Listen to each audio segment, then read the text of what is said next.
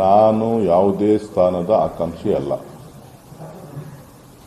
So ಇವತ್ತು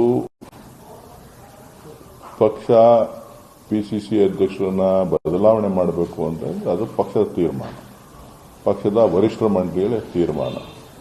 ಅದಕ್ಕೆ PCC ಅಧ್ಯಕ್ಷರು ಭದ್ರಾಗಿದ್ದಾರೆ, ಬೇರೆಯವರು ಕೂಡ ಭದ್ರಾಗಿರ್ತಾರೆ. ಇದರಲ್ಲಿ ಬೇರೆಯವರು ಚರ್ಚೆ ಮಾಡುವಂತ ಅವಶ್ಯಕತೆ ಆಗಲಿ, ನಾನು ಅದಕ್ಕೆ ಆಕಾಂಕ್ಷಿ ಅನ್ನೋದಾಗಲಿ ಇಲ್ಲ. ನಾನು ಯಾವುದೇ ಸ್ಥಾನದ ಆಕಾಂಕ್ಷಿ ಅಲ್ಲ. ಅದರ ಬಗ್ಗೆ ಮಾಹಿತಿ ಇಲ್ಲ.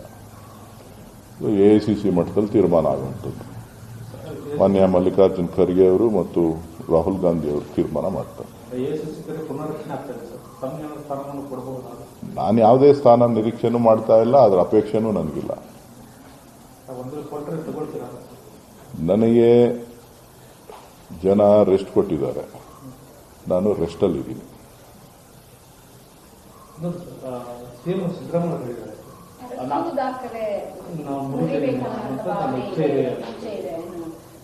ನೋಡಿ, ಅವರು ಈಗ ಮುಖ್ಯಮಂತ್ರಿ ಆಗಿದ್ದಾರೆ, ಶಾಸಕಾಂಗ ಪಕ್ಷದ ನಾಯಕರನ್ನಾಗಿ ಆಯ್ಕೆ ಮಾಡಿದ್ದಾರೆ. ಮುಖ್ಯಮಂತ್ರಿ ಬದಲಾವಣೆಯ ವಿಚಾರ ಚರ್ಚೆಯಲ್ಲಿಲ್ಲ. ಕೆಲವರು ಬೇರೆ ಬೇರೆ ರೀತಿಗಳನ್ನು